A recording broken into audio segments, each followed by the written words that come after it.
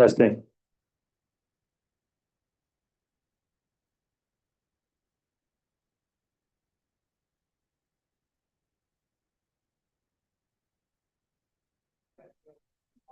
Testing.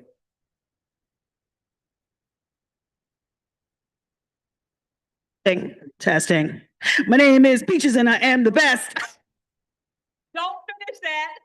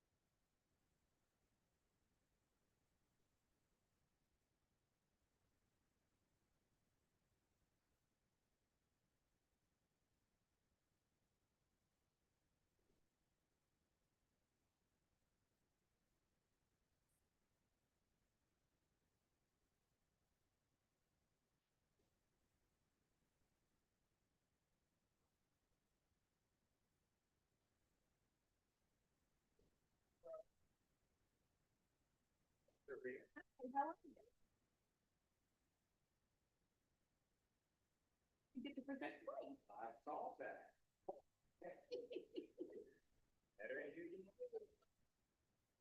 I said, it's short and sweet. I've been with you 5 minutes.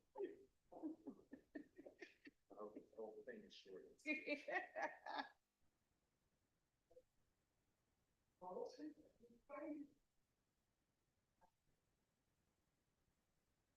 Yeah, no, so.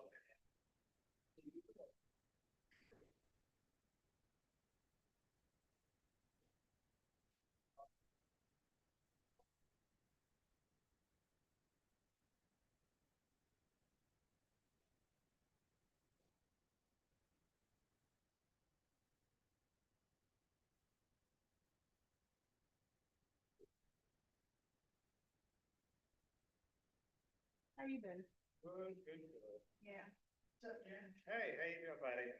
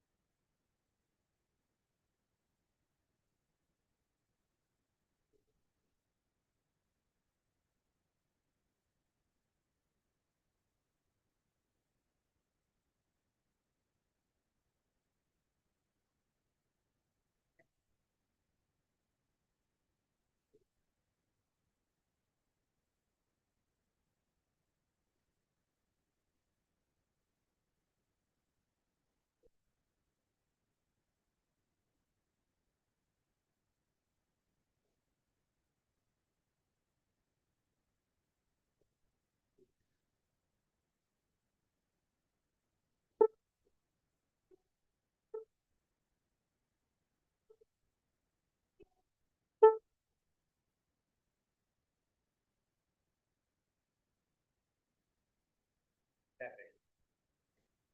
That big.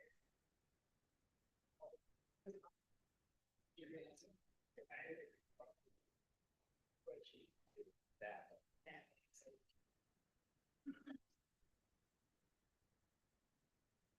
Oh, that makes sense.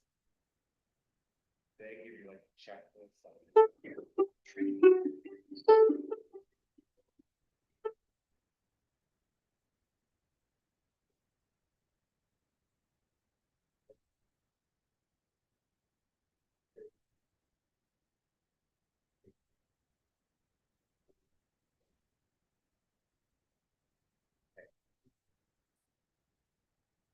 She needs the Tracy Gilly needs this.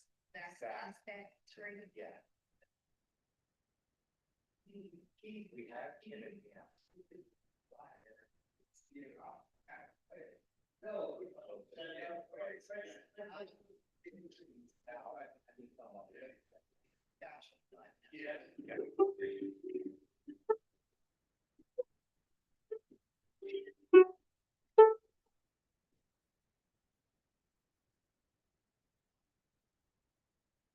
Yeah. Yeah.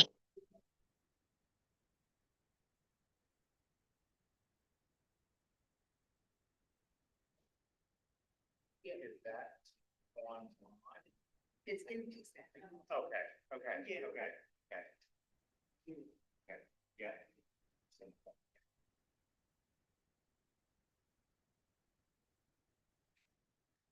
The event looks different when she goes in here. Yeah, that's what mine. Right, but yours probably only have test administration training, right? And you see how I have all the things. If she wants to have the SAC training, we're gonna do is go in to the training pen, line from that training pen, which she buys. That is how we need her to just, we give you tomorrow, so I gotta do that. But she's getting on, so I keep the feeling. Okay.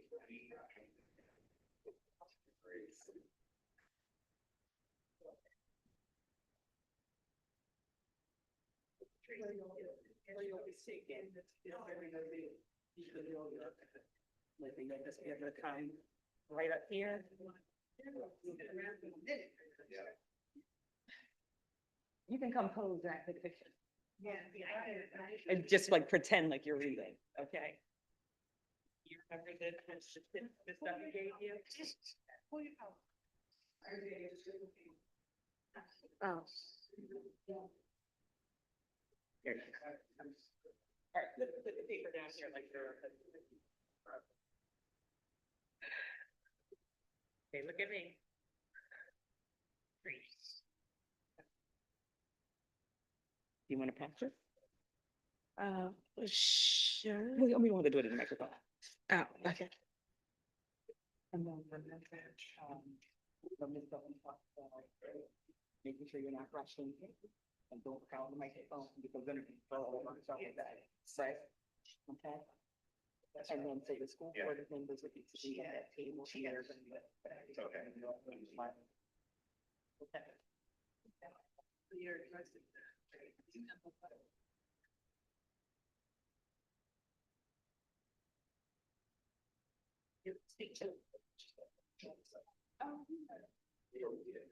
Yeah, down to that.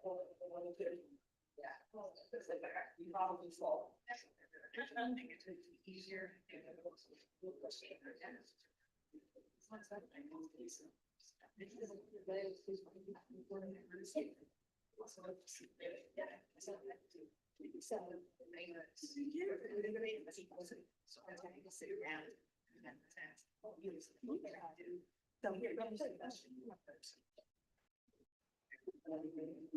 So you'll come up here, are you able to see this well?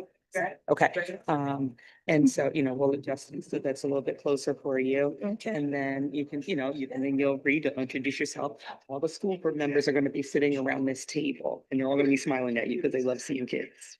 Okay? All right? Mhm. It's gonna be great. Here, I want to take a picture.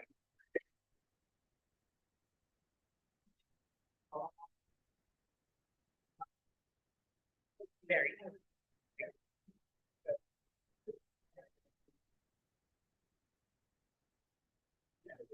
when I listen, I need to, quick here, they were perfect here that pops up. I love it. And they're like really good. That's Yeah. crazy. Yeah, and I didn't open the school and everything. Well, that just works on all kinds of levels. No, they were highly recommended. Wow. So, good job, good job. Thank you. It's nice to see all the pouring that you do into your children, you know, kind of playing as Yeah. Thank you. I'm so looking forward to I said, well, you get the paper for a couple months. well, and it's, it was bittersweet, because I really, but I'm the second grade teacher, so the little kids, It's like you're. this is where I'm at, yeah. No. So, yeah, I was at, well, first and then. AP first, and then started Cedar Brook East, so AP for, but before I, there's actually, yeah, the second grade, then I got out. Second, but mostly second grade, was first, so like, Yeah, I had to learn to appreciate that. But you were good, you were the farthest. No, And y'all were like, oh, oh my gosh, Y'all were we had so much fun together, like that was. I was happy that they were, you know, probably say that actually, but, they were really running as well, great. But she's like really trouble, but like, she's good. Yeah. She's good. Yeah. And this opportunity to help. I was happy to get it, because this is a lot to do. And I was just, it's roof. Yeah. I've been reading that. And stuff like that. Is that not something? Supposed to be. Not that for you. That's very delicious. Thank you, thank you. I mean, I miss this, I miss it just all the time, but I don't use it for, that's actually. So you said that it was Rachel and I today. well, you have fact that it's, but I didn't think she'll get on the same as she did for the second grade, so. Okay. So you're still gonna be hanging out. For the days that you said, and I'm looking at you, the last room, second grade. You know, yeah, right, like you just like, let's just start getting something going. You don't feel the next day. Yeah. When I was I was a teacher in school, she was always around, and she was, and she's like, no, she's not, no, but, you know, but she had credit card, and I think she would sing something like, a fan of like, that, you know, he says, there is there, and then you're kidding. So, I like that, I actually know there's no belief. Do you guys like that? Yeah. Just see the growth of it. Yeah. That is.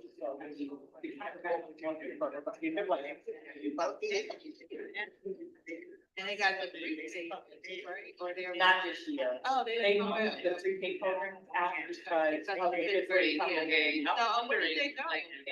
Well, they were like, intermediate union class, but I just found they some. Like, correct. Yeah, they're probably in another. Because when I was in Dublin, we had a pre-K class in the school that I was there, you know, they went out. So then I should have. I was teacher.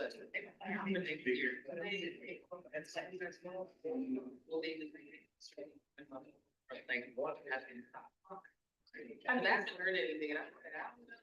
The South, probably see South, well, Cause that's like now, it was, at the, I don't want to be stuck. Like, it seems like there was something sort of like, there, maybe getting us there. Maybe I was looking at the, they didn't look. yeah, no, I mean, like wherever, or, it is. Okay, so they like. And then go to your room and then see. Right back up to and back to the, yeah, nothing different than. Okay. And most likely it will be the same. Same. Yeah, it will be the same. Yeah, But, yeah. And with all the different parents.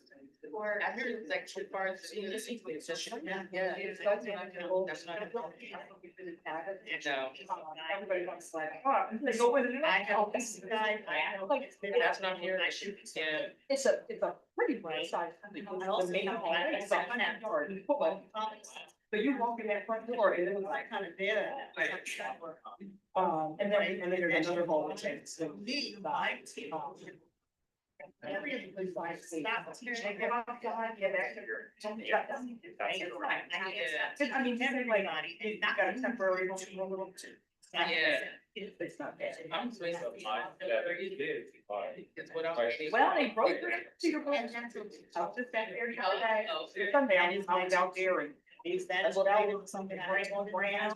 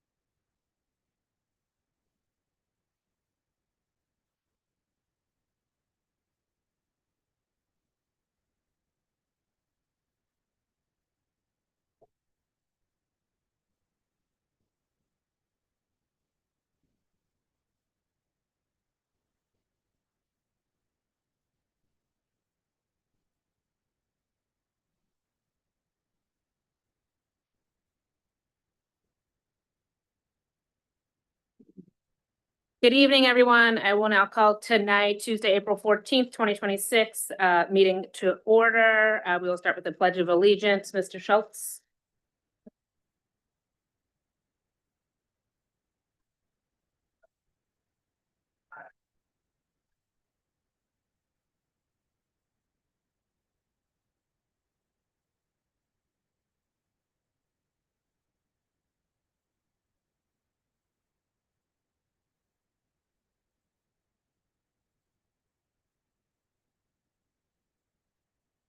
I will now read a statement of acknowledgement and honor of Indigenous and diverse communities.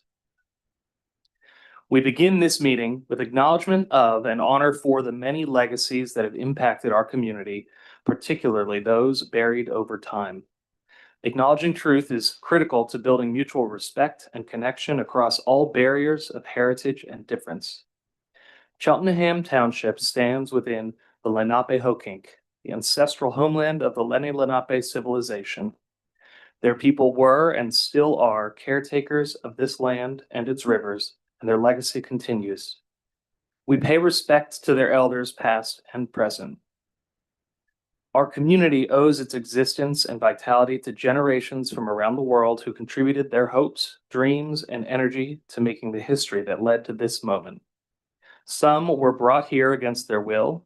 Some were drawn to leave their distant homes in the hope of a better life, and some have lived on this land for more generations than can be counted. Please take a moment to consider the many legacies of violence, displacement, migration, and settlement that bring us together. As a school district committed to fostering intellectual curiosity and discourse in service of social justice, join us in uncovering such truths. Thank you, Mr. Schultz. Ms. Hatcher, would you call the roll? Good evening. Miss Mia Blitzstein, Present. Mr. Charles Burdell Williams, Present. Mr. Zachary Epps, Present. Miss Jenny Loman, Present. Miss Leah Mulhern, Present. Miss Robin Murphy, Present. Mr. Daniel Schultz, Present. Dr. Caroline Watts, Present. Dr. Ross White. Present. Thank you. This concludes our roll.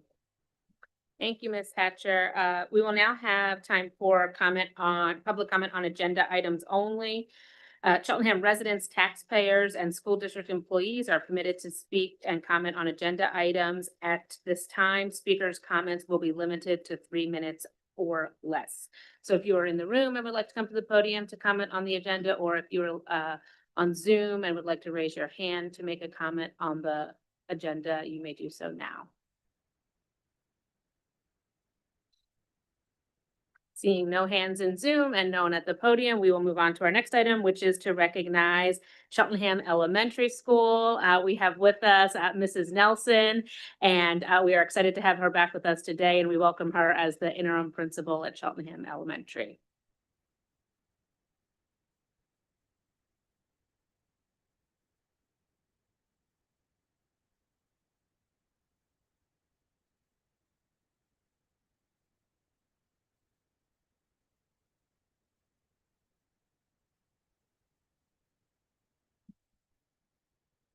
Okay. All right, there we go. Thank you all for welcoming me again. I'm happy to be before you. I just had to do this twice.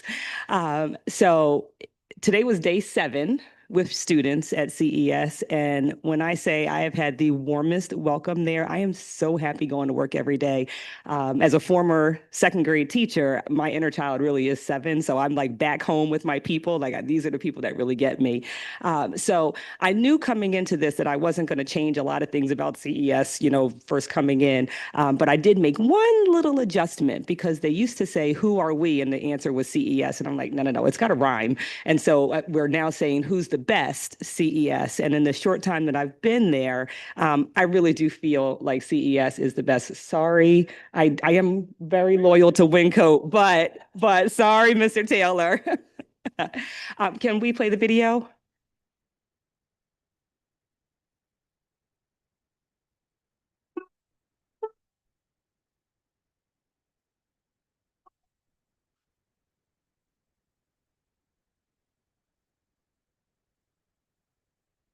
Yeah.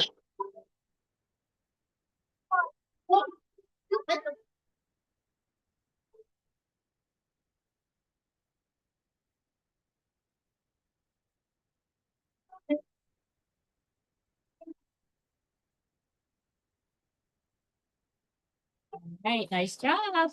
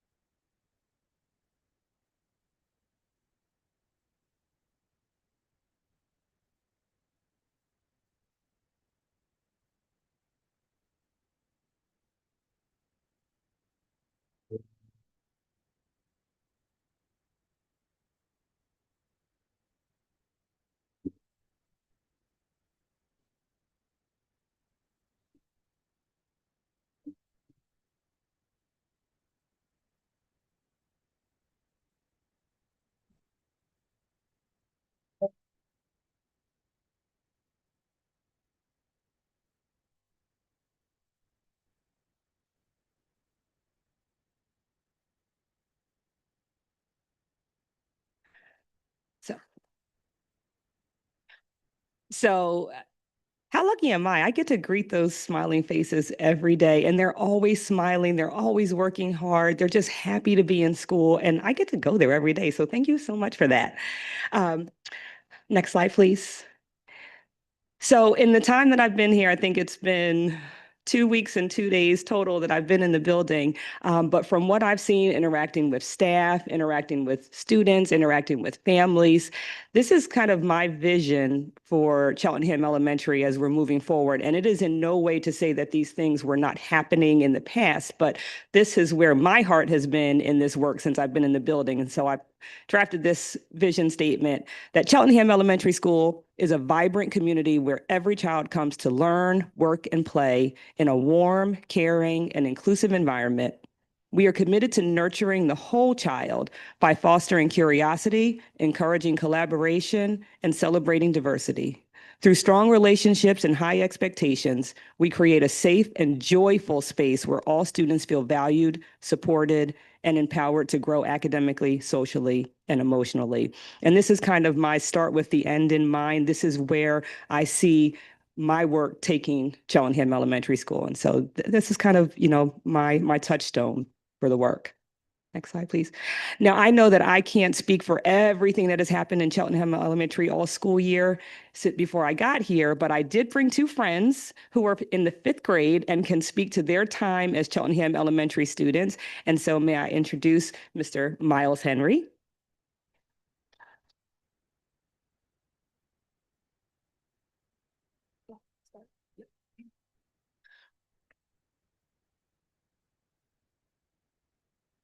Hi, my name is Miles Henry, and I'm honored to share my experiences at Cheltenham Elementary. Some of my favorite experiences were the robotics team, tech team, and STEM class. There I learned how to code, program, problem solve, and build robots with my team. Another great experience is learning how to play the trombone and being a part of a band. Playing the trombone wasn't easy, but with practice, I got better. I was also part of the stage crew, where we helped the cast get ready for the play. We also painted, designed sets, helped with props, music, and mics. Throughout the year, we were given a lot of opportunities to earn rewards, like spinning the wheel for school prizes.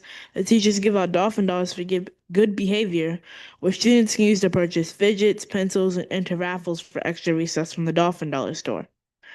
Other fun things are color day, book character parade, and the end of the year carnival. In conclusion, these experiences and amazing teachers have made me better and the school better. So thank you. In the end, we would never be who we are without CES, caring, exceptional, and safe. Thank you.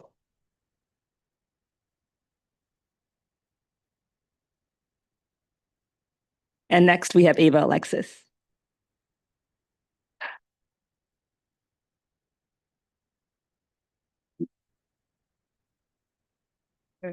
Hi, my name is Ava, and I would like to share my experience at Shellenham Elementary. But first, I would like to thank my principal, Mrs. Nelson, for bringing me here today, and all the teachers that have recommended me to do this speech. I like my school, and here are some reasons why. First, I've enjoyed all of my teachers, and because they have given me different skills I've used now today. Another thing I like about my school is the school activities like the robotics team and that the lovely Mr. Unks and Mrs. Cole taught. I did in the 4th and 5th grade. I had an amazing experience. I learned how to code and build robots. And we won our innovation project this year and last year. Another school activity I've enjoyed is band that Mr. Moran runs. We have learned many different songs like Twinkle Twinkle Little Star and Hot Cross Buns and a bunch more. Last but not least, I've enjoyed making new friends and learning about their different interests and likes. And I would like to thank my principal and all the teachers again for bringing me here today. Thank you. It's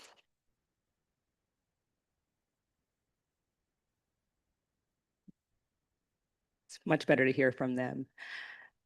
Before I get to that slide, I'm just going to read a statement from Ms. Pellish, our art teacher, who spent time, tireless hours working with all the students and putting up the artwork that you see here. And she wrote, "The art room at CES is a place where imagination, creativity, and skill work are nurtured. Our students love to draw and they are passionate about making art.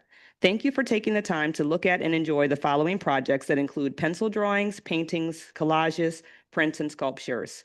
Kindergarten has collage rainbows, snowy evergreen trees, polar bears, that's dry brush paint and model magic, lighthouse drawings, year of the horse paper cuts, cherry blossoms. First grade has rainbows upon rainbows, and yes, they do have rainbows upon rainbows over there.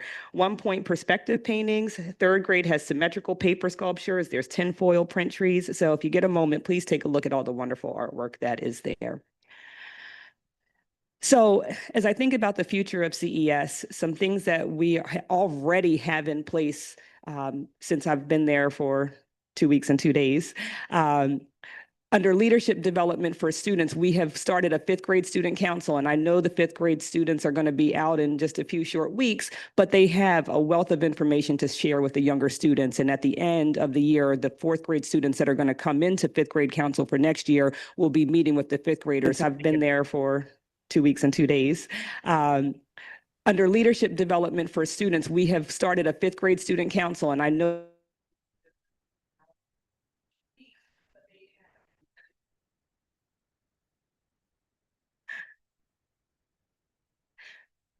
no, that was funny. You sound weird when you hear yourself, right? So, I really feel very passionately about giving students voice in their learning and in their school experience and having these leadership opportunities. We also work with Playworks, which thank you for that program. It's fantastic. And so we are developing a junior Playworks coach program. And so that will be for 4th graders. And they will be working with the Playworks coaches, learning how to teach and share the games that Playworks brings in. And then they'll be working in the K-2 space and coaching the students on how to have really productive, safe play at recess. And so those are just 2 leadership opportunities that we're in the process of developing right now. I also love working with the community and bringing in community partnerships. We've got, if anybody knows Bear, Jeff Cherico and Bear, Bear's coming to CES, and we're going to have all kinds of programming with our therapy dogs, and also bringing in lunch and learn opportunities. And hey, board, I'm looking at all of you because I know you have your clearances and you all have a really wonderful backgrounds and interesting things to share. So come on in and share those things with our students. Those are opportunities for students to spend their dolphin dollars and get some fun activities and some opportunities to speak with people doing interesting things, and which all of you are doing. So come see us. We also have some mentoring opportunities, student to student. We're doing class to class where our 3rd through 5th grade classes will be partnering with K-2 classes, and then also bringing in other outside partnerships. And then last but not least for the staff, really leveraging the talent that we have in our building. There are close to 80 staff members in that building, and they are amazing. I've seen it in the short time that I've been there, and they have a wealth of knowledge. And why would I not capitalize on that knowledge that's there? And so really working to do turnaround trainings with the staff so that we can learn from each other and really grow together. So that's part of my vision for the future. That's a very small snapshot, but I look forward to sharing with you next year all the wonderful things that, that we've been doing. I think that might have been my last slide. Yeah, thank you. Thank you.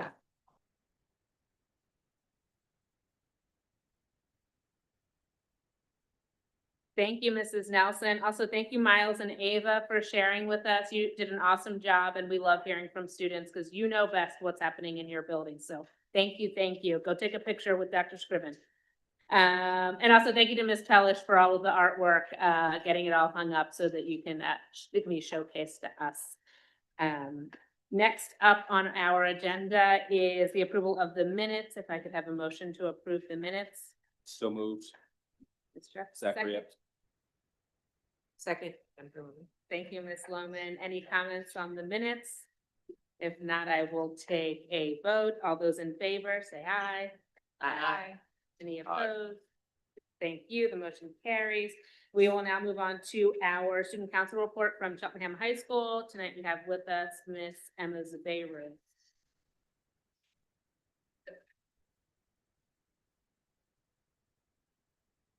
Good evening, school board members. My name is Emma Zubeiru. The Cheltenham High School Student Council met on March 11th. I will now read out the updates. Civics is talking to 3 outside organizations about transportation and IDs for elections since midterms is coming up. The Magnolia Mixer that was planned for this past Friday was canceled due to lack of interest. A spring blood drive will be happening April 30th. There's a possibility of having a spring food drive. Saturday, April 25th is a closed drive. It's open to the public. Cleanup is scheduled for April 17th. Prom tickets for the senior class and junior class are on sale. Junior prom is on May 9th and senior prom is on May 28th. The class of 2029 is having an urban air fundraiser on April 16th and an ice cream social on May 1st. That concludes my report. Thank you, Ms. Zubeiru. Solicitors report, Mr. Diazio. Yes, thank you. Good evening. The board had one executive session since the last board meeting. It was last Tuesday, April 7th, and the topic of the executive session was collective bargaining negotiations with the BEC support staff union. Thank you. Thank you. Superintendent's report, Dr. Scriven. So good evening to our One executive session since the last board meeting. It was last Tuesday.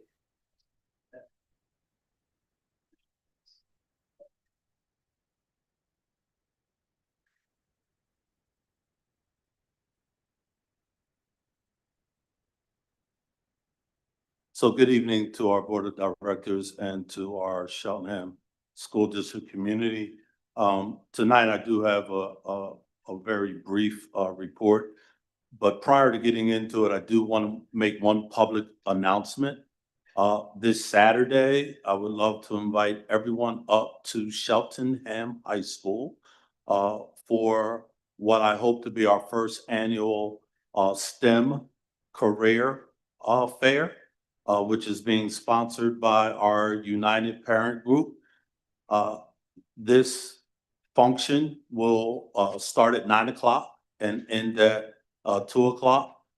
There will be a myriad of participants, vendors and speakers.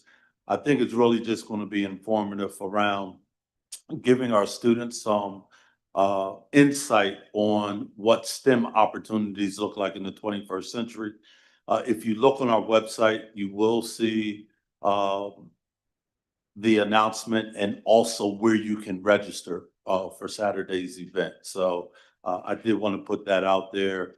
I will be there, along with a lot of our central office team. So please, come out and support.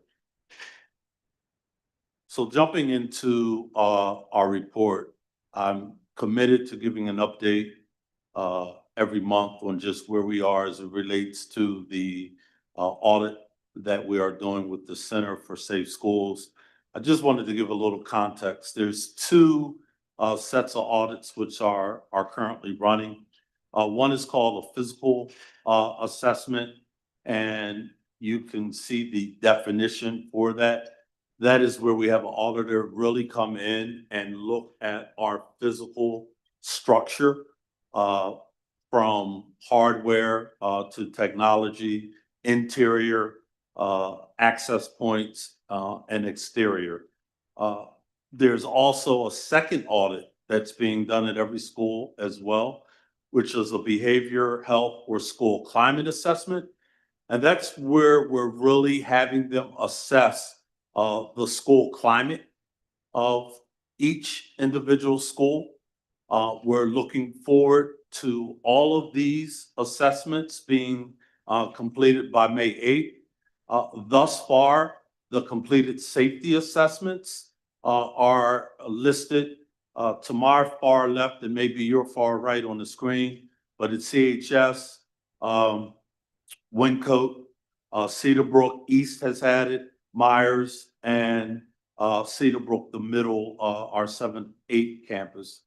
The scheduled safety assessments that we have will be Glenside Elementary, which will be 4/15. Cheltenham Elementary School on 4/16, so that's coming up this week. And then completed behavioral assessments has been Cheltenham High School, Cedarbrook, and Cheltenham Elementary. The assessments in the pipeline are CBK, Cheltenham Elementary, and, oh, excuse me, that's wrong. These are final reports that we've received already. So we've received the behavioral report on Cedarbrook, the behavioral report on Cheltenham Elementary, and the safety report on Cheltenham High School. Again, the outstanding assessments that we're waiting for are, we've had those. So we just have 2 assessments left, it looks. Well, that's good, which will be this week. So what's next? After we have all of these assessments done, there's going to be a series of recommendations for each respective school. Those recommendations are going to vary because we have different needs at each of our schools, and it's based on the feedback that we've received both from adults and from students in the respective buildings, and what the auditors have visually observed. We will have an overall presentation of those recommendations, and that presentation will include a phased approach to how we're going to implement the recommendations. So all of that will take place prior to us bringing closure to this 2025-2026 school year. As most of you, I hope, are aware, we're bringing closure with our 3-year strategic plan. That plan started in 2023. It will conclude June 30th, 2026. We're currently going through the process of reevaluating and reimagining that plan. So the original, of course, is referenced as Strategic Plan 1.0. This is the visual graphic, which identifies the 7 pillars which we were actively implementing during this 3-year strategic plan. And when you go to the next slide, you have Strategic Plan 2.0, which is a slightly condensed plan. If you look at the visual, you'll see that we are condensing the plan from 7 pillars to 5 pillars.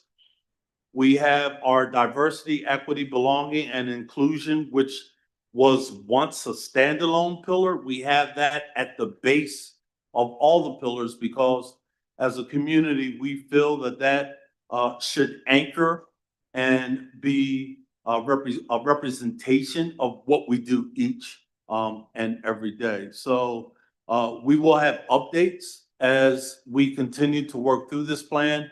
We have a cross-pollination of stakeholders that are actively working on the plan, right around 50 folks, about 6 to 8 individuals are going to be assigned to each pillar. And at the end, we will have a new 5-year strategic plan, which will outline our goals during the next 5 years, and also the metrics or how we're going to hold ourselves accountable for monitoring our progress towards accomplishing each one of these goals. So this will be something which is revisited in its entirety once the entire process is concluded, which will probably be over the summer months. I'd be remiss if I just did not acknowledge that this is Autism Acceptance Month, and I just wanted to give a shout out as we do have autism programs in each of our 4 elementary schools. So as I said, tonight's report is abbreviated in comparison to usual, but thank you for your attention, and I look forward to providing you with additional updates. Thank you, Dr. Scriven. Appreciate your report. I only have one item tonight, and I almost didn't have one, except that today, Dr. Scriven and myself, Mr. Kaufman, and about 50 of our high school students from world history classes and from the Jewish Student Union, along with high school staff, were able to visit the Holocaust Awareness Museum in Elkins Park, and we were invited for an event that was today by Cheltenham alum and retired Cheltenham teacher, Ms. Lisa Marlowe, and we were able to participate in the experience there with the museum, and they had a cattle car exhibit set up. And the reason I highlighted it, besides the fact that it was a wonderful event, and I look forward to, as a district, getting to work more with Ms. Marlowe in the museum on Holocaust education for our students, is that I was with a few of the high school staff members, and a woman came up that was working with one of the organizations that was presenting at the event. And she said, "Are you the Cheltenham teachers?" And they said, "Yes." And she said, "I just have to tell you how amazing they are, what wonderful questions they had, and the interactions that that particular group had with our students was remarkable enough that she sought us out to tell us," which I think is an awesome thing to have happened. And I just wanted to share that as, you know, proof that every day good things happen, and that was my good thing for today. So thank you to our students and to Mrs. Marlowe for organizing that event. And with that, we will move on to our committee reports. The first one is the Montgomery County Intermediate Unit. Ms. Wellman. Thank you, Ms. Mulhern. The Montgomery County Intermediate Unit Board met on Wednesday, March 25th at 6:45 p.m. at the MCIU's main office in Norristown. The board met in executive session beforehand to discuss personnel matters. I was actually unable to attend the March 25th board meeting for personal reasons, but there's a couple of things I would like to mention that I know were discussed at that meeting, and will definitely continue to be discussed. There was an article that had appeared in the March 18th edition of the Philadelphia Inquirer about the nearly $40,000 in international trips taken since 2023 by Dr. Regina Speaker, the MCIU's executive director, and Sandy Edling, the assistant executive director. The article detailed some of those trips, including one that was a 14-day African safari that cost about $18,000. According to Dr. Speaker, the MCIU's executive director, these trips were designed for school leaders as a way to help them more broadly consider global educational structures, and included site visits, leadership sessions, and direct engagement with educators and other organizations in those countries. I have been our district's representative to the MCIU board for the past 5 years. At no time since I've been on the board have we as board members been asked to approve any travel by any administrators or MCIU staff. I mentioned this because this is going to be a learning experience for everyone involved. The MCIU board has created an ad hoc committee to review policies and procedures related to employee travel and will make recommendations to administration and the full board. There will be 7 board members on that committee, and it will also be guided by both an education-focused attorney and an independent investigator who is also a licensed attorney who focuses exclusively on school districts and educational entities. The committee will examine the facts and circumstances surrounding the international trips, including the approval process, aligned educational outcomes, and organizational return on investment.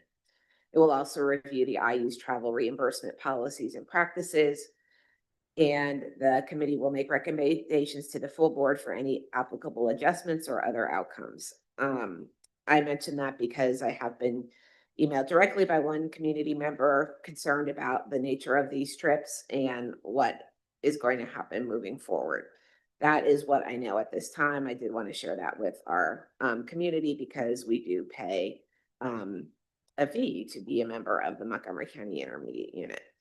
There are 2 other things that I want to mention that are actually germane to our students that might be useful information. At that meeting also, someone from the IU's Montco Works Now program, which serves young youth and young adults who reside in Montgomery County between the ages of 14 and 24, and who are presented with a significant barrier to completing or advancing in education or obtaining employment. It's a very specific group of kids it serves. But the program is able to assist in-school and out-of-school youth that are eligible for the services, which are free. Once enrolled, they create an individualized plan for those students as it relates to their education, employment, or both. The overarching purpose is to assist the student in becoming the best possible versions of themselves. The team guides participants through a workforce skills development curriculum and coordinates work-based learning experiences, including but not limited to industry tours, job shadows, and paid internships. They can also support our students with up to $5,000 for skills training, such as commercial driver's licenseship, Northmont co-adult education courses, dental assistant training, along with many other non-credit based courses.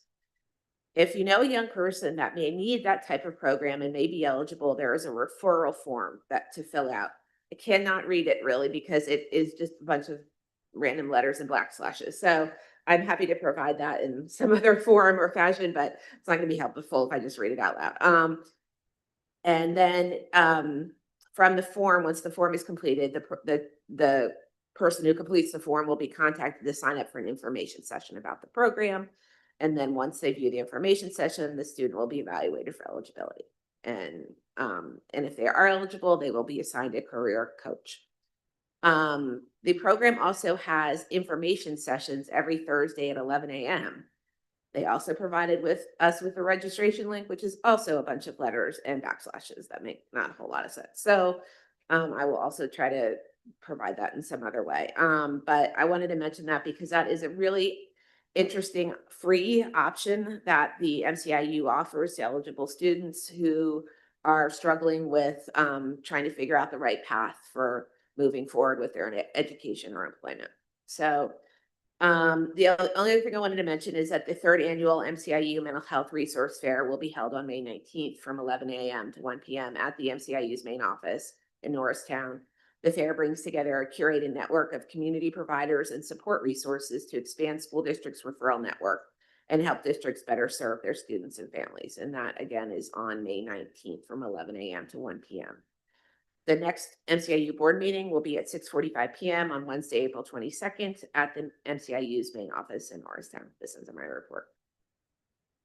Thank you, Ms. Lohman. Next, we will hear from Mr. Epps for the financial affairs report.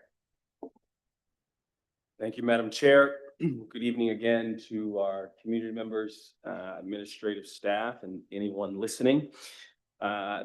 We held a committee meeting for our financial affairs last week, April 7th, and we heard from our business manager, Mr. Joshua Swigert, around our interim financial reports, what's happened financially for the district from the start of the year until this point. in terms of what revenue has been received, but also what money has been spent and how it's been spent. We also talked about the transportation contract and possible renewal options for that contract and the current vendor that we work with. And just as importantly, we discussed the proposed final budget, which is actually on tonight's agenda. And I wanted to share some context before discussing the proposed final that we also reviewed a preliminary budget in February. And there's a couple of things that have been updated since then. Some of the assumptions at the preliminary budget in terms of revenue assumed no tax increase, as well as a very minimal increase from state level and federal level funding. And it also, from a spending perspective, we were still waiting for some updates around what would be some medical and insurance payments, and also what the labor force may look like. And so from the preliminary to the now proposed final, we now have a clearer picture of what next year's outlook is. And so there are some new assumptions, right? On the revenue side, there is now a proposed 3.5% tax increase for property taxes. What that actually represents is trying to fill what was a $5 million annual shortfall, in addition to some of the expenditure updates that I'll mention in just a moment. So from a revenue perspective, that is a new and a major update that we want our community to be aware of. Tonight's vote does not seal in the budget. There will be review time, but there's also some updates on the expenditure end that I want to share. In terms of, we received some positive news in terms of the expenses related to medical and medical benefits. We also received what will be savings that are tied to enrollment, reduced enrollment at our elementary, anticipated reduced enrollment at our elementary level. And so that impacted somewhere from about $2.3 million in terms of salary and benefits. And the 3.5% increase in taxes would generate somewhere around a little under $3 million as well. So if you add those two together, sorry if you didn't bring your calculator tonight. If you add those two together, that gets us almost to the a little more than $5 million shortfall that we heard in our preliminary budget. And so this proposed budget is able to use what is our fund balance to actually have a balanced budget. And so that is important. One, we have a fiduciary responsibility as a board to be responsible financial stewards. But again, we cannot operate on a structural deficit from year to year. And so I wanted to share those two updates. Again, we as a board will formally vote on that just a little later tonight. But that doesn't mean that your voices cannot be heard. We will have another Financial Affairs Committee meeting next month. We'll leave the date. Sorry, excuse me. Is it the 7th again? Excuse me. It's May 5th is the night for our Finance Committee. Excuse me. May 5th. And so please do review. There are documents online. This proposed final budget is posted on the school district's website. You can access it if you go to the website and go to departments and business affairs. The annual budget can be found there. Please do review it. It is more than just a list of numbers. Budget, as really frequently talked about in the government space, it tells your priorities. It tells you what we value, and so where we spend our dollars primarily is in how students are supported, primarily the teachers that instruct them. And so again, we will come back after tonight's vote. The process does not end. And I will be reporting a little later on some legislative advocacy moments that we have in the upcoming process.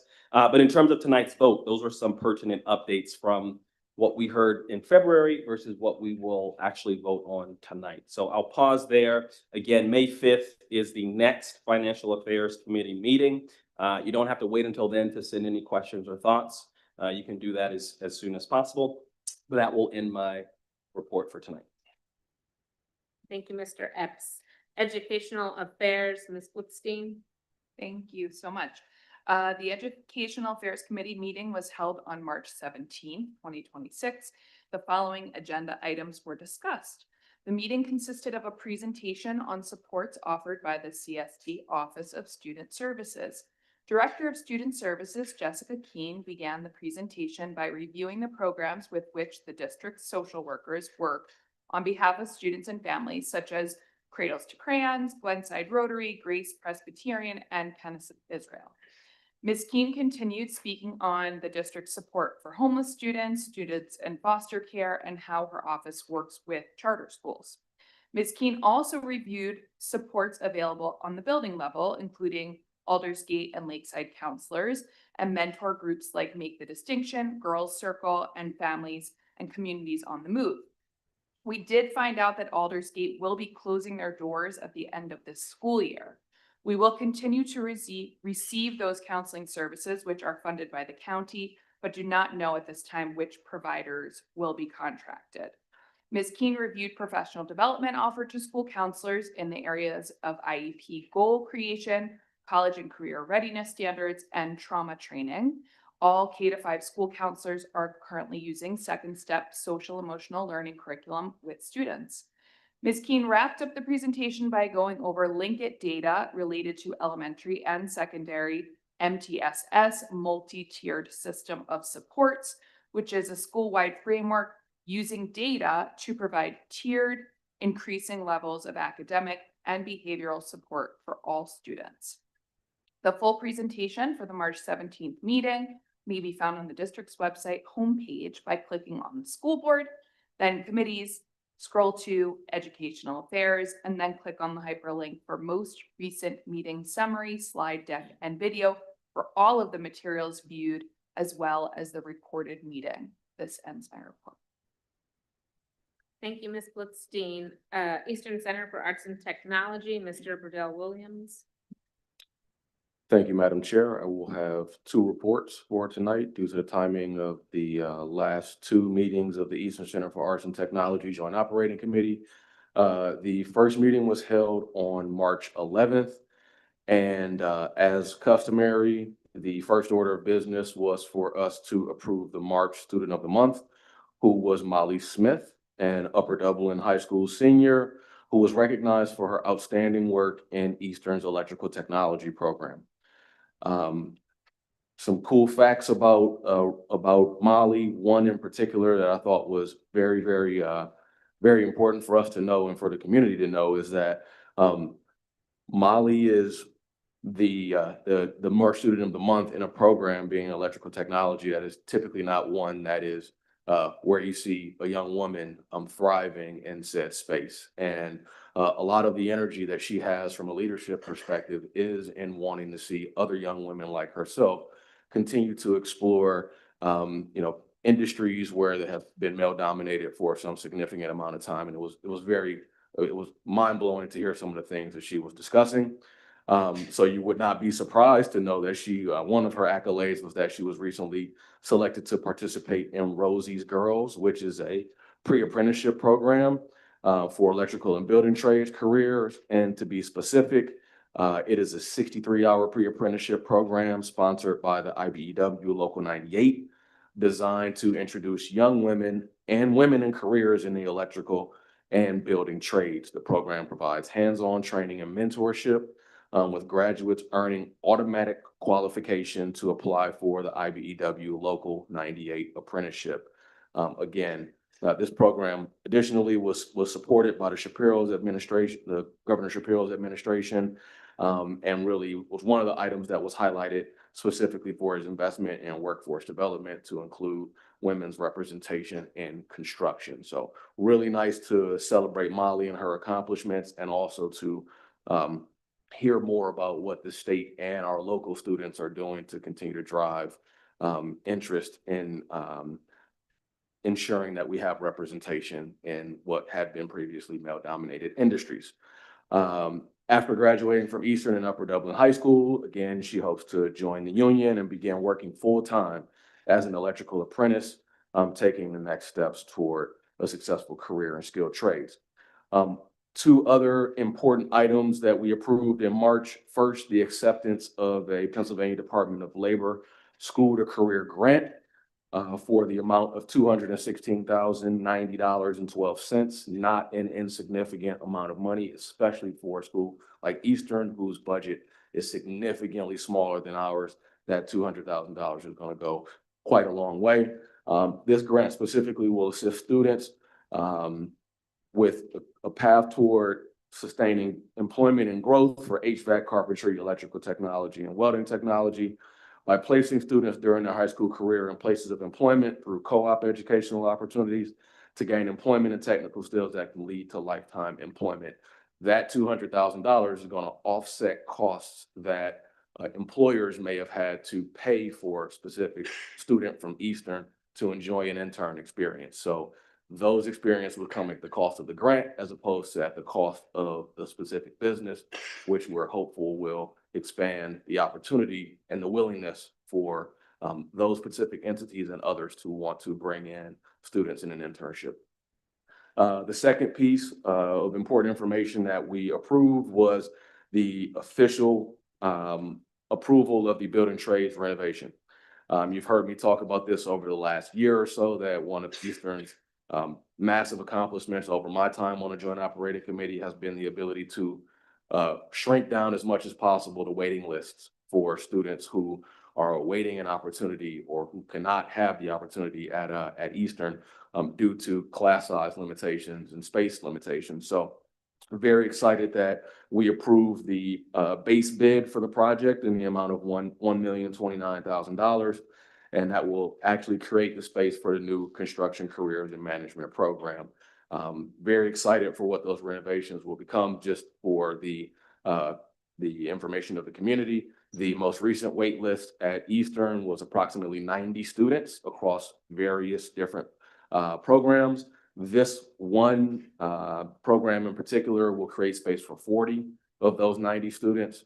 And over my time on the Joint Operating Committee, we have created space for 170 students to have an opportunity to enjoy the program of choice, or one of the programs of choice, if not their first program of choice at Eastern. So very excited for that. That concludes my March 11th report. Over to April 8th, I will be much more brief, but can't present that report without talking about the student of the month first. Michael Lucas.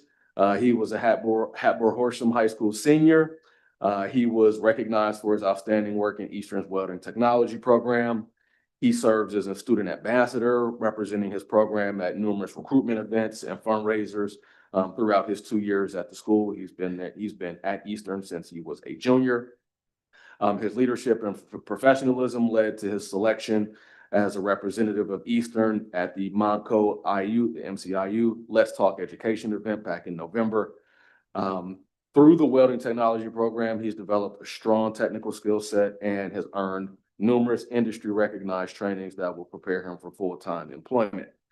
After graduating from Hatboro-Horsham, he plans to begin his career with Rhodes Industries, which is one of the professional organizations that is a part of Eastern's advisory committee. Where he hopes to transition directly into the workforce. Rhodes specializes in comprehensive fabrication and welding services for both commercial clients and Department of Defense projects.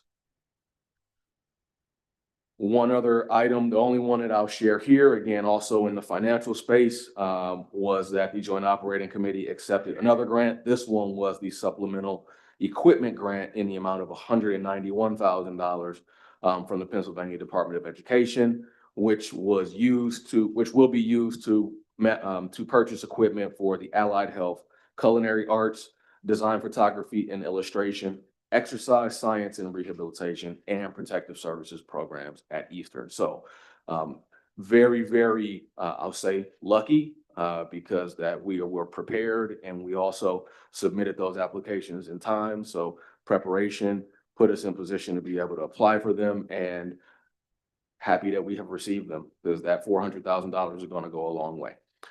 The next meeting for the Eastern Center for Arts and Technology is May 13th in person at Eastern's facility on Turwood Road in Upper Moreland. And that concludes my report. Thank you. Thank you, Mr. Burdell Williams. Facilities report, Dr. Watts. Good evening, everybody. The most recent meeting of the Facilities Committee was held on April 14th. And we had a lively discussion centering on 3 topic areas, none of which included snow removal. So that was, I think, a big relief for all of us. Topic number 1 generally was around systems, repairs, and updates. Really good news that our security systems across the district are being upgraded to access control security solutions. I'm going to be very careful here to give enough detail that is useful, but not enough that I get myself in trouble with not understanding that technology. But this is a software upgrade that works with our existing hardware. It integrates with our HR systems, and it will connect multiple campuses with management by phone so that we can have real-time notifications of things that are happening. This upgrade is a response to concerns in the safety audit, so that's a really good piece of news as well.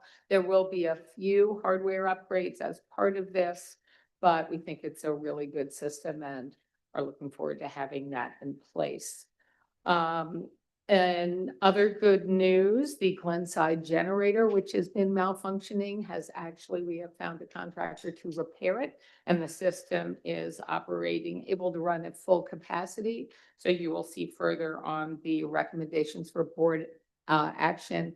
That committee recommends that we reject the bid for a new generator because this generator is up and running and we have a contract for its ongoing maintenance.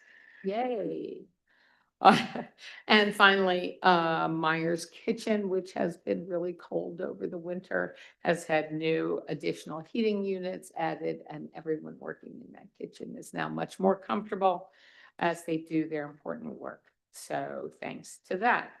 Second category, building renovations to accommodate our grade restructuring. And so work, as probably all of you who are in Glenside Elementary and Cedar Brook, work in those buildings is underway.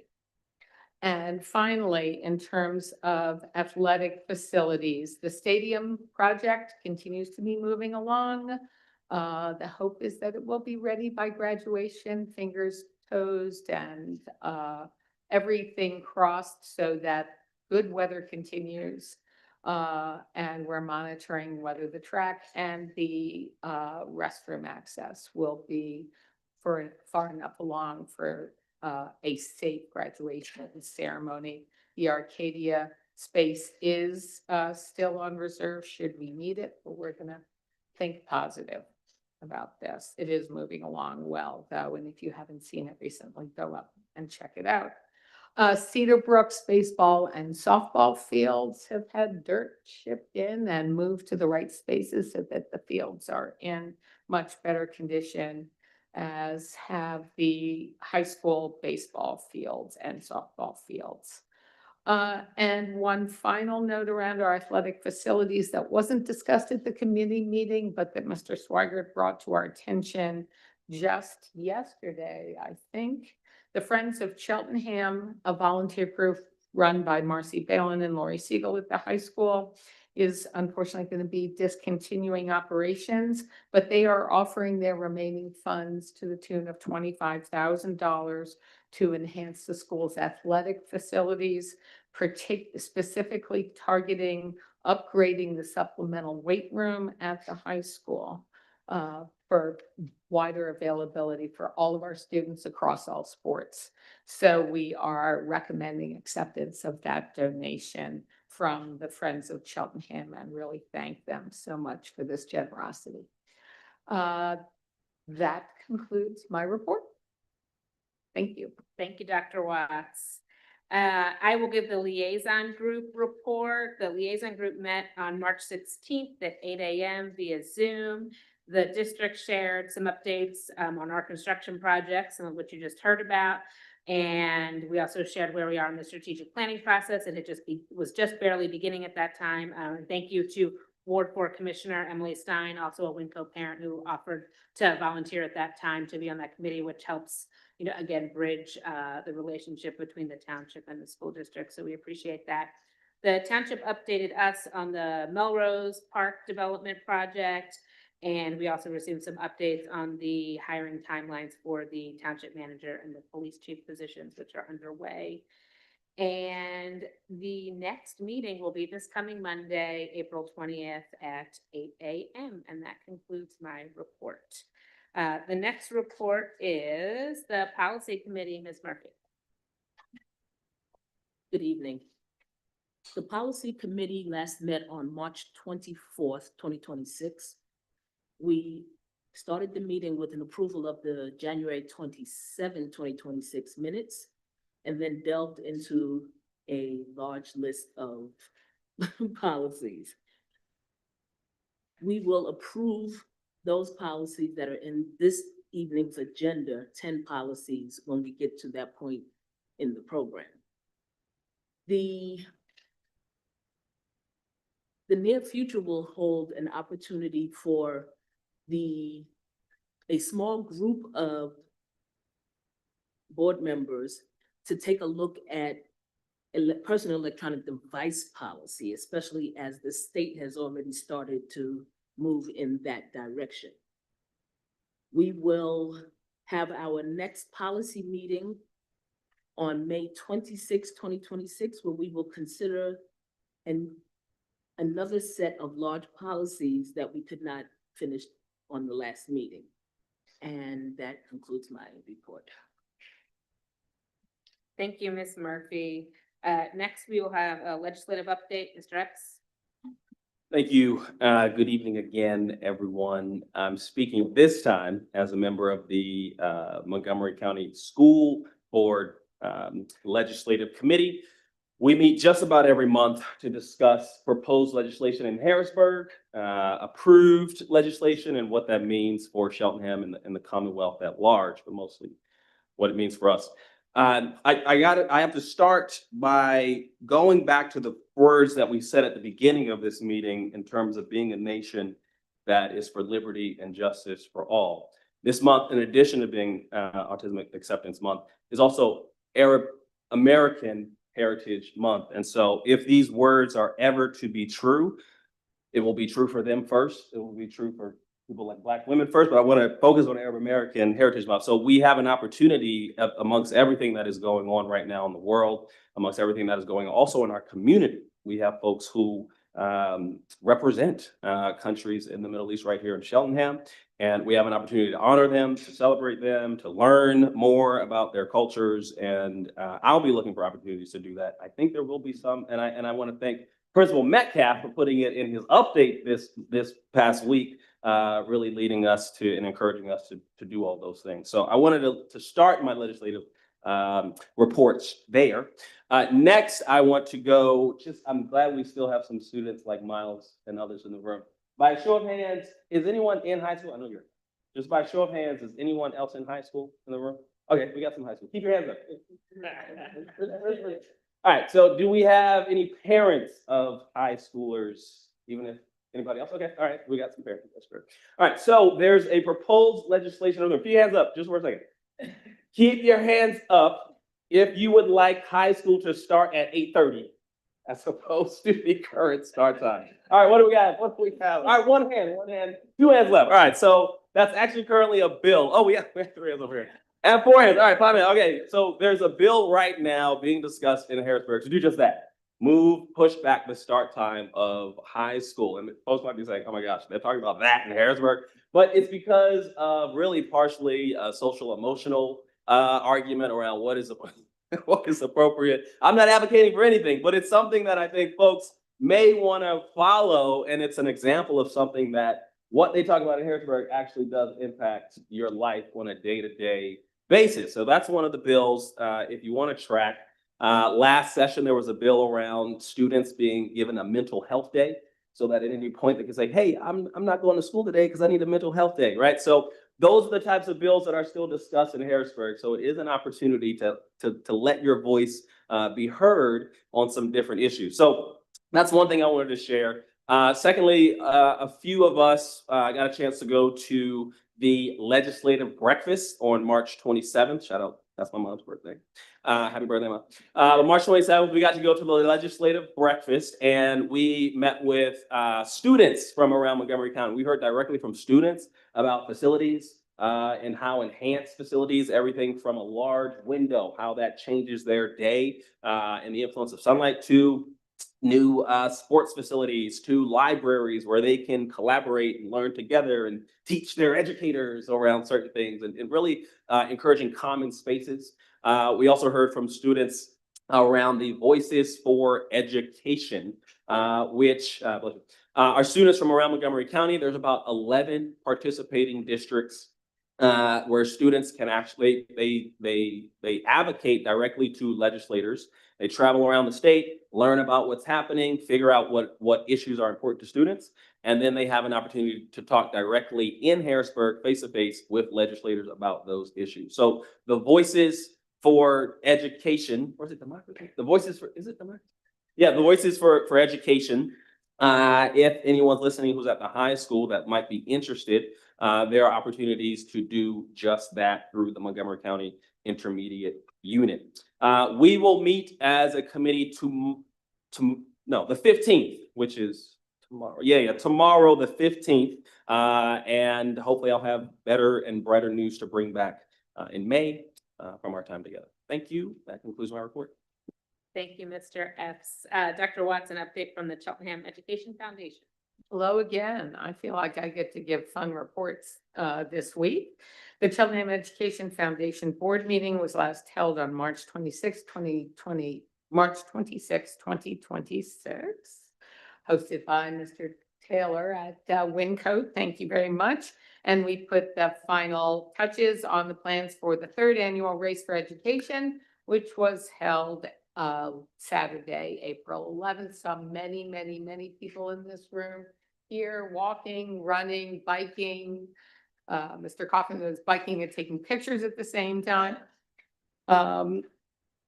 We had 333 registrants this year, which was up 11% from last year, and total funds received amounted to about $20,400, which is a 28% increase from last year. So it was really an exciting event, a gorgeous day, lots of great vibes, great music from the band, lots of energy and enthusiasm. And all of this, again, goes to support the scholarships and grants given out by the foundation. So thank you, all of you, for your support, for your participation and your donations. So coming up next, student scholarships. Maybe some of you in the room are submitting applications. They are due the end of this week on April 17th, and the awards will be announced in May. The next big fundraising event is the Dines en Blanc fundraising dinner, which will be held June 20th at Arcadia. And finally, and very importantly, the educator grants given out by the foundation will be awarded in June. Next month's board meeting will be held on Wednesday, April 22nd, 2026. Again, I think at Wincote. This ends my report. Thank you, Dr. Watts. Exciting news about the race. That's an awesome turnout, and the increases are amazing. Next, we will approve the consent agenda. Do I have a motion to approve? So moved. Second. Second, Mr. Bledel Williams. Thank you. Are there any comments? Dr. Whiting? Two very brief comments here. The first is I want to acknowledge all of the volunteers on this list. I do want to shout out one special volunteer who is in the audience today. Cheltenham Township Finance Officer Melvin Pitts is on this list. Not only is he serving the township as our finance officer, but now he can serve our schools as well. Thank you and welcome, Mr. Pitts. I also want to shout out Mr. Johnson, who is the health and physical education teacher at Cedar Brook East. He has been an enormous help to school students across the school. I have heard from multiple kids that he helps them get through the day. And I did text my own son, who is in 6th grade now, and he said, he is the best teacher ever.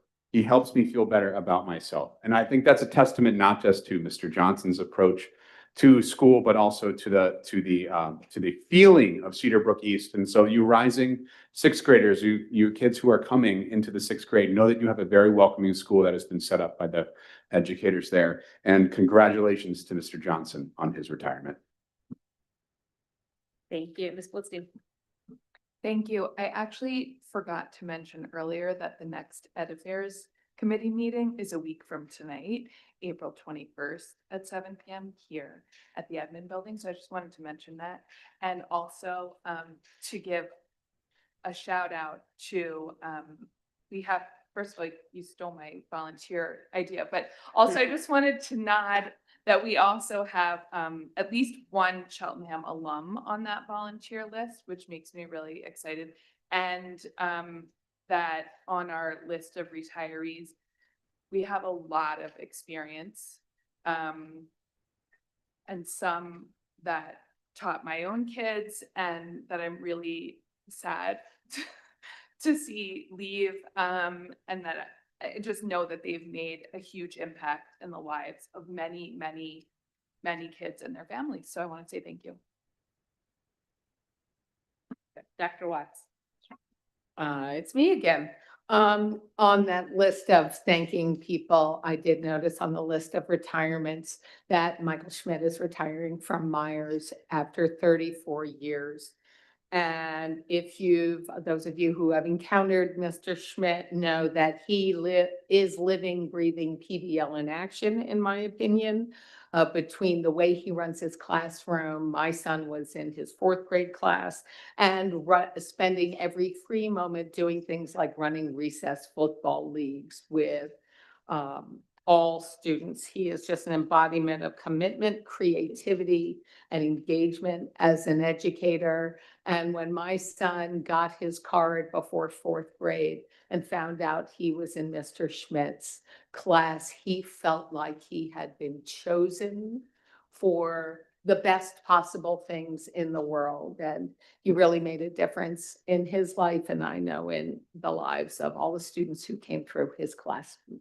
So I know he also has many, many wonderful activities outside of school that he'll probably be delving into further, but he will be missed. Thank you, Dr. Watts. Mr. Thank you, Madam President. I have 2 comments, and the first is actually not related to budget. I see we have a scout in the audience, and I imagine they're here. Great job being here. I imagine they're here for the Citizenship for Community Merit Badge. And as a recent merit badge counselor for that, I know that they need to report on an item of disagreement that they witness at the meeting. Now, I'm not actually here to offer an item of disagreement, but rather to clarify. A lot of the time at the legislative meetings, the items that we are voting on have been very heavily discussed at committee meetings, and that is where the vast majority of the deliberation occurs. And I will give a shout out to one item that is going to be, and this is now a public announcement too, to highlight from the policy report that at our last policy committee meeting, we discussed the concept of a bell-to-bell cell phone ban, and that is under the personal electronic devices policy, but I think calling it cell phone ban at this forum might help raise awareness of this is going to need to be a community discussion, and there will be different perspectives that are discussed. So while this is not going to be the meeting right now where that happens, that you can think about what you think of cell phones in our schools during the school day.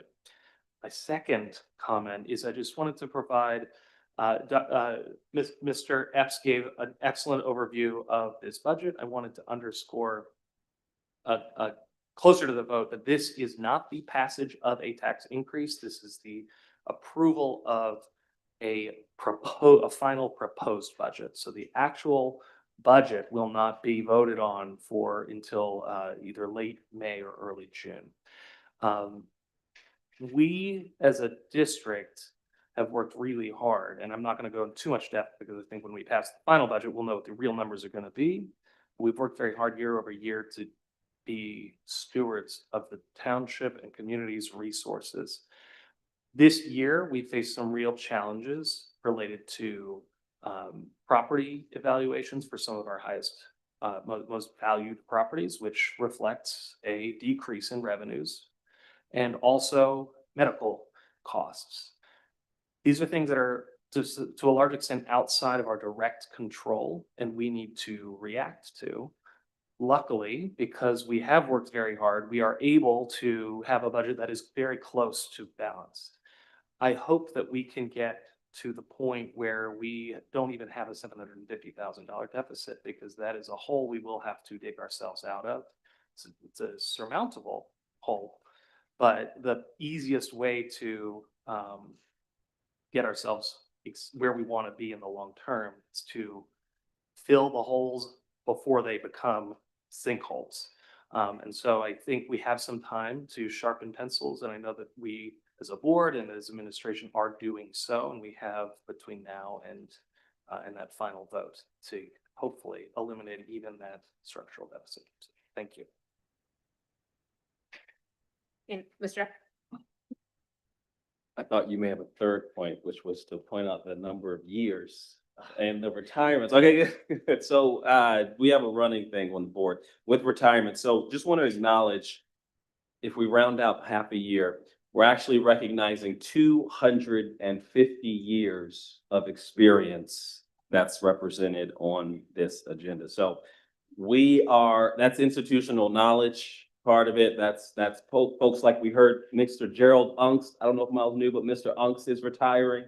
And so he's not only a teacher, he actually offers some gifted and enrichment programming at Cheltenham. And so the impact will be felt, but I'm actually encouraged because we have a growing team in our central office who holds things down.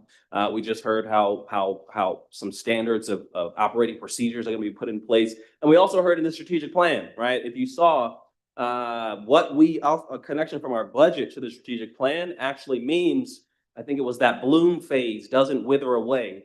It actually continues for everyone. And so that's what I'm holding on to. When we when we make budget considerations, that's what's at the top of my mind. What are we doing that is providing inspiration and resources, right, to continue that bloom? And so I do appreciate everything that 250 years represents. And the next 250 years of experience is going to be much more impactful and meaningful on behalf of our community. So thank you all who's represented in this list. Thank you, Mr. Epps. Any other board comments? Go ahead, Dr. Ms. Lohman. I just wanted to note that we do actually have a policy committee meeting in April. Which was not originally on the calendar. It's April 28th. It's listed at the end of the agenda for tonight. And we will actually not be considering the cell phone policy at that meeting.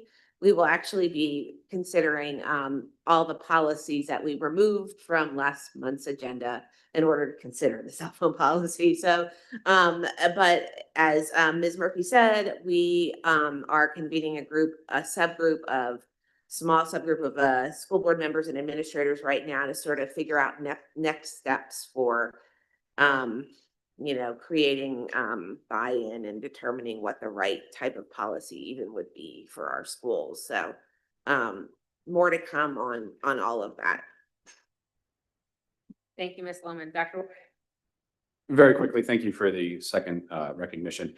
In the interest of helping our students fulfill their merit badge, I'd like to offer some disagreement amongst the board. Mr. Schultz, I believe you pointed out that agenda items have been very heavily discussed before they come to the board in this meeting. I'd like to say that, in my opinion, agenda items mostly have just been discussed. And so not very heavily. Some have been very heavily discussed, but in this instance, I think just discussed for some of them. So I offer this in the spirit of accuracy and with the utmost respect to Mr. Schultz as well. And I hope this is helpful in fulfilling your badge requirements. Thank you, Dr. Whiten. Appreciate it. I do not have too much else to add. I'm going to do one quick retirement shout out to Ms. Sundry. a paraeducator that I have known mostly at our time at Winwood Elementary, but she has also served at Elkins Park School and maybe another school that I'm missing, but the board members were just able to hear some discussion from one of our special education staff members about our paraeducators and the work that they do and the education they receive. And so I was reminded when I saw her name on the list, how important paraeducators are, and the friendly face that Miss Sundry always offered all of the students and all of the staff, and the hugs and the support and encouragement that I've always received from her as a parent has always been lovely and amazing. So congrats to her. I know she will be busy traveling based on what I know she likes to do with her daughters. I just want to second, I'm not going to belabor the point, but the comments that Mr. Schultz made about the proposed final budget, as well as the ones that Mr. Epps made during his report. We are 2 months before the final budget is approved. That will be at our June 9th legislative meeting. So that still gives us 2 rounds of financial affairs meetings and time to discuss. And thank you to all of our administrators, Dr. Scriven, Mr. Smart, everyone who has been working very hard to find ways to find savings without having it come at a cost to our students, because that is the goal. If there are no other comments, we will vote now on the agenda. All those in favor say aye. Aye. Any opposed? Thank you. That motion carries and the consent agenda has been approved. Next up is public comment on non-agenda items. Just like with our agenda items, any Cheltenham resident, taxpayer, school district employee is permitted to come to the podium, and if they're in the room, to raise their hand on Zoom. And they have 3 minutes to speak. If you do raise your hand or come to the podium, please state your name and where you reside in the township. And a final reminder, I've been trying to say this each month, is that this time for public comment is often a one-sided conversation where we hear from you, we hear your questions, your comments, we write them down. You may receive a comment from Dr. Scriven if it's appropriate, but generally speaking, the follow-up happens after the meeting. But I just wanted to put that out there for context. So if anyone would like to come to the podium or raise their hand, please do.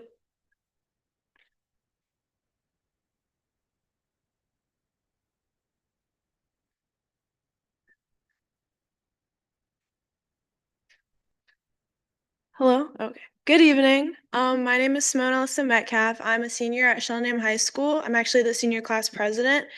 And I just wanted to come here today because I did want to, I guess, make the school board aware of our attempt at a senior class trip. We submitted papers for a trip packet for a senior class trip about a week ago, and our papers were denied. And I guess kind of the reason I'm here today is because the reason that the trip was denied kind of didn't really add up to me. So we were told that because the trip was past our, I guess the school district's deadline of June 1st, it couldn't happen. The trip is on June 5th to Six Flags Great Adventure, and it's the day after our senior class graduation. But we were also told that pending special, I guess, approval, that could be overridden by the assistant superintendent. We were also told that we would be, I guess, maybe a liability for insurance reasons, but I did kind of my own research and I found out that we're not actually taken off roll until I believe July as Cheltenham students. And then we were also told that because the money that we used when we fundraised was kind of, I guess, raised as, the Cheltenham senior class, it would be kind of a liability to use that money to contribute it to the trip, which again kind of raises the question of how that comes into play when we're not taken off of roll until July. At least that's what my understanding was. Additionally, going back to the idea that the trip can be approved with special permission. The trip is to Six Flags, and it's a trip made specifically for seniors. So other seniors, other schools from I guess the area would be attending the trip. So yeah, I just wanted to bring that to everyone's attention. Yeah. Thank you. Thank you, Simone. I appreciate it.